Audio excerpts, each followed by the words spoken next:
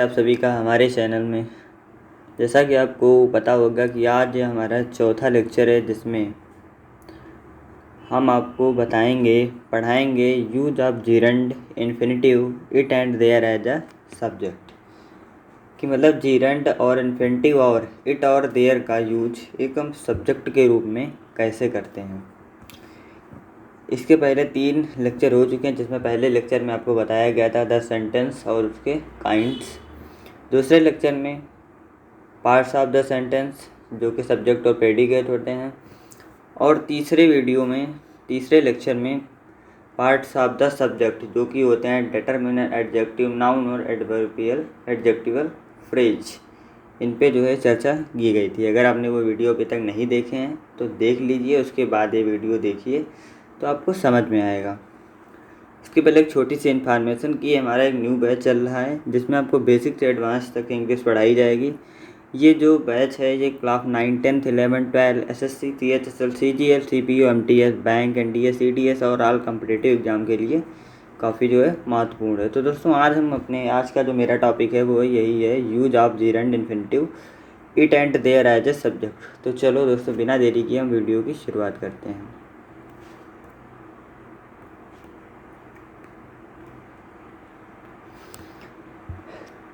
तो हम पहले जानते हैं जीरंड। पहले क्या था? Use of gerund. Use of gerund at the subject. पहला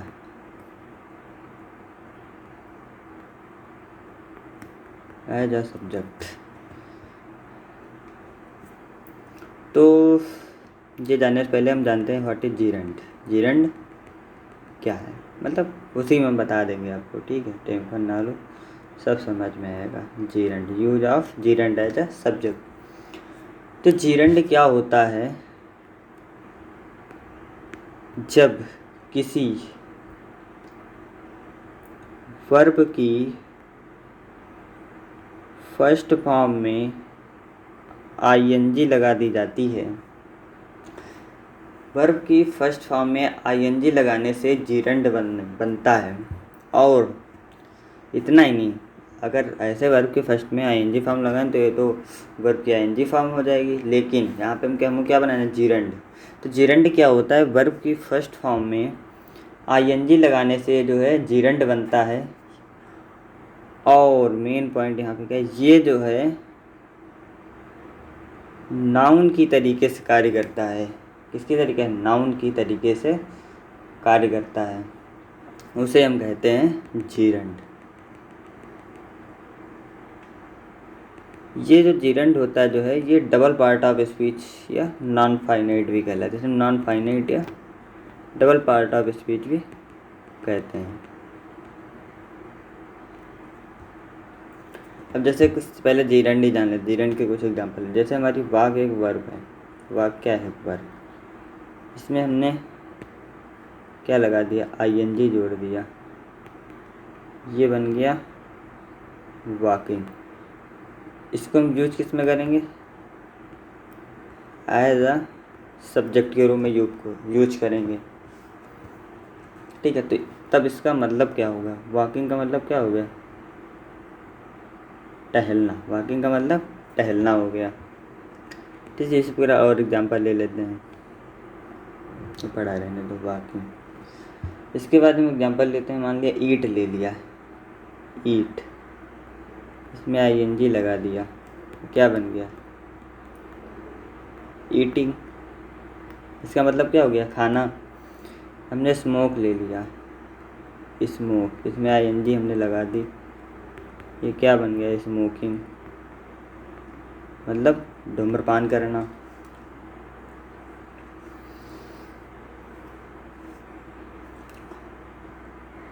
इसमें प्लस पॉइंट हमने बता दिया था। अब आते हैं अपने टॉपिक पे, use of gerund at a subject. Example के तरीके से, अब जो एग्जाम्पल में समझते हैं, अच्छा समझ लिया। अब एग्जाम्पल में समझते हैं इसको कैसे यूज होगा इसका। तो इसका प्लस पॉइंट एक बनाया, जीरंड जो है क्रिया से बना होता है और संज्ञा की तरह से कार्य करता है, या एक डबल पार्ट ऑफ स्पीच या नॉन फाइनाइट होता है। अब हम देखते हैं सब्जेक्ट, हमारा होता है, अब एक होता है सब्जेक्ट और हमारा होता है प्रेडिकेट। इसमें आता है, अब पहले वाला छोड़ दो जो डिटर्मिनेंट वगैरह आता था, आप यहाँ पे जीरेंड पढ़ रहे हैं तो जीरेंड देखते हैं। सब्जेक्ट में आएगा जीरेंड, बाकी जो बचा वाला जो पार्ट होगा वो हमारा होगा प्रेडिकेट। ठीक है, तो अब हम एग्जाम्पल लेते हैं। और जो जीरेंड होगा ये एस नाउन की तरीके से कार्य करेगा। तो हम एग्जाम्पल लेते हैं, एग्जाम्पल से समझते हैं। जैसे हमने एग्जाम्पल ले लिया, smoking is a bad habit. Smoking is a bad habit. Smoking जो है एक, धूम्रपान करना जो है एक बुरी आदत है। तो हमारा ये जो हो गया, ये हो गया subject, is a bad habit, हो गया हमारा प्रेडिकेट, ये हो गया हमारा सब्जेक्ट। अब यहाँ पे जो स्मोकिंग का मतलब है धूम्रपान करना, ये किसकी तरीके से कार्य करेगा, ये किसकी तरीके, ये किसकी, नाउन की तरीके से यहाँ पे कार्य कर रहा है। किसकी तरीके से कार्य कर रहा है, नाउन की तरीके से। तो ये हो गया हमारा सब्जेक्ट, क्या हो गया स्मोकिंग, और ये स्मोकिंग क्या है जीरेंड। तो ये हमारा हो गया use of gerund as a subject. इसी तरीके दूसरा एग्जाम्पल भी देख सकते हैं, walking is good for health. तो वॉकिंग हो गया हमारा सब्जेक्ट और इज गुड फॉर हेल्थ हो गया हमारा प्रेडिकेट। और जो वॉकिंग हो गया वो वॉकिंग जो है किसकी तरह, नाउन की तरह कार्य कर रहा है। ठीक है, तो हमारा जीरेंड समझ में आ गया। तो अब हमारा दूसरा कौन सा था, दूसरा था हमारा इन्फिनिटिव।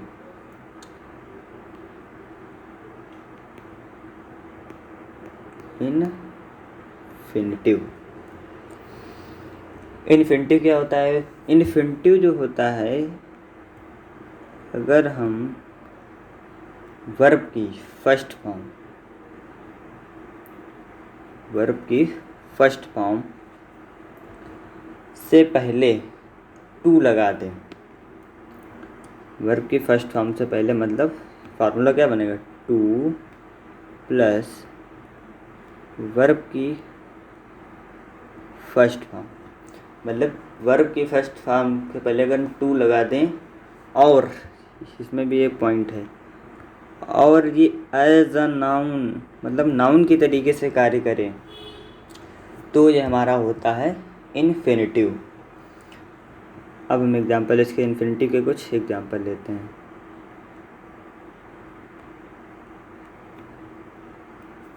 जैसे हमारा लिखा है वॉक माने होता है टहलना। अगर टू वॉक लिख दिया तो हमारा पूरा बन गया टू वॉक मतलब टहलना।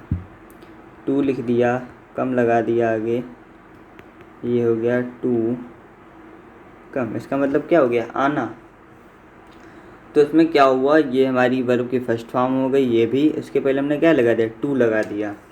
ये ऊपर वाला बन गया टू और नीचे वाला बन गया टू कम। तो ये क्या हो गया, हमारा एक इन्फिनिटिव हो गया। अब ये सब्जेक्ट की तरह कार्य कैसे करेगा वो भी देख लो। Use of infinitive as a subject, example ले लेते हैं।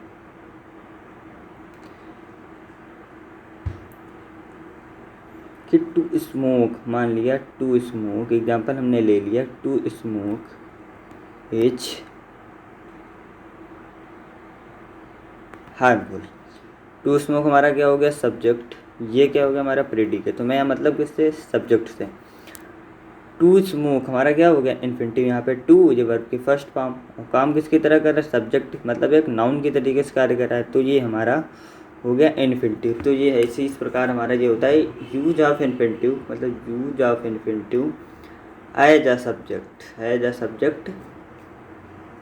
ठीक है, और ये तो हमारा प्रेडिकेट हो गया। ठीक है, तो हमारा इन्फिनिटिव भी खत्म हुआ। अब हमारा तीसरा कौन सा था, तीसरा था हमारा यूज ऑफ इट।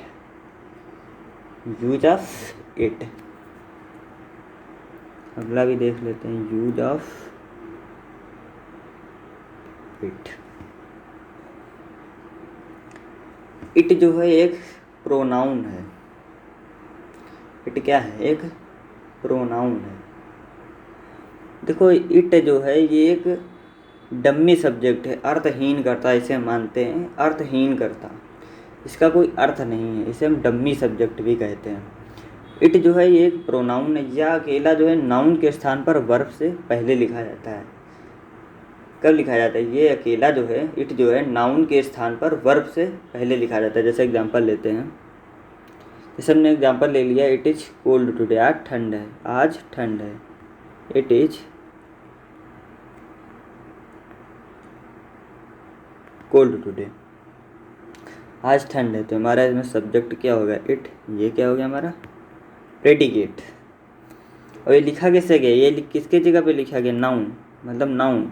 एक मिनट, इसकी जगह लिखा गया है नाउन। ये क्या है? नाउन की जगह, नाउन की जगह पे इसको यूज किया गया है। और किससे पहले लिखा गया है? वर्ब से, वर्ब से पहले लिखा गया है। तो वही कहते हैं इट जो है एक प्रोनाउन है, यह अकेला नाउन के स्थान पर वर्ब से पहले लिखा जाता है। एग्जाम्पल भी हो गया है इट, तो इट हमारा हो गया सब्जेक्ट, और बचा वाला क्या हो गया हमारा? प्रेडिकेट। तो ये हमारा यूज ऑफ इट भी खत्म हो गया। अब हमारा आता है यूज ऑफ देयर।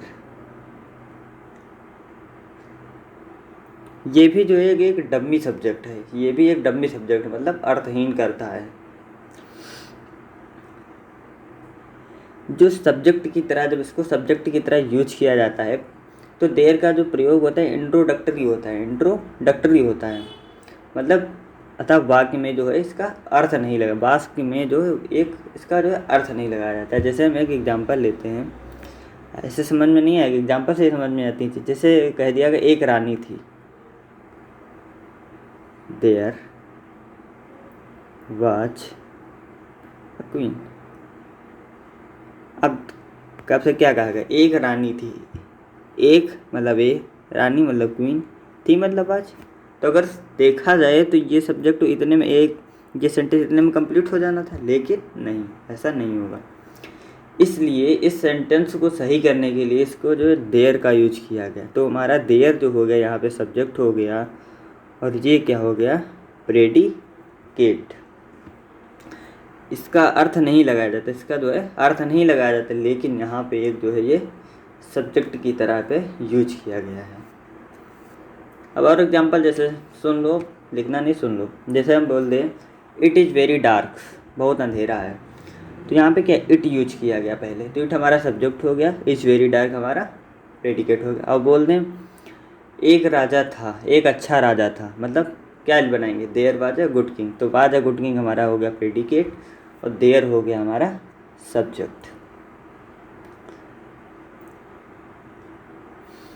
ये जो इट और देयर का यूज सब्जेक्ट के रूप में किया गया है, इनका अर्थ कुछ नहीं है, ये केवल वाक्य प्रारंभ करने के लिए प्रयोग किए गए हैं।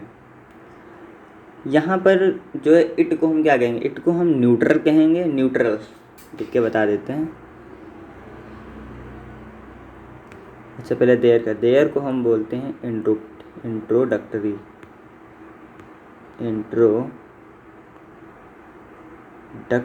और जबकि इट को हम बोलेंगे न्यूट्रल। इट को क्या बोलेंगे? इट को हम यहाँ पे न्यूट्रल बोलेंगे। तो इस प्रकार से जो है हमारा use of gerund infinitive it और देयर ख़त्म हुआ।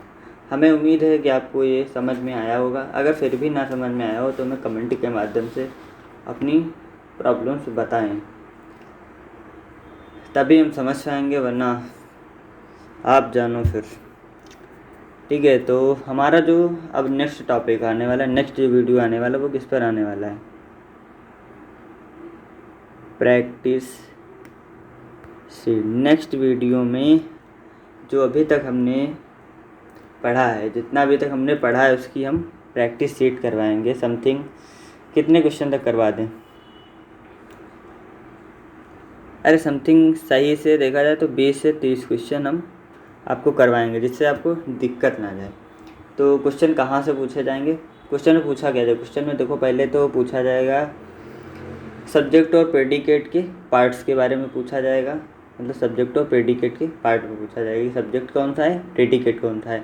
फिर उसके बाद प्रेडिकेट नहीं, सब्जेक्ट के पार्ट्स बताने होंगे, जैसे डिटर्मिनर ये हो गया, और जैसे आज पढ़ा हमने जेरंड, इन्फिनिटिव, ये जो होगा इसमें उसमें आपको बताना पड़ेगा। ये वाले 10-15 करवा देंगे और कुछ करवा देंगे जो कंप्लीट, जो फिल इन द ब्लैंक्स आते हैं।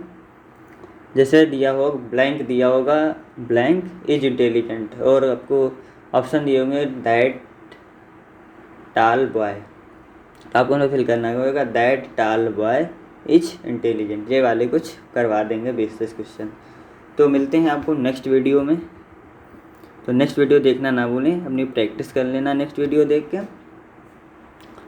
तो लास्ट में मैं आपसे यही बोलना चाहूँगा जो हमेशा से बोलता हूँ, थैंक यू ऑल।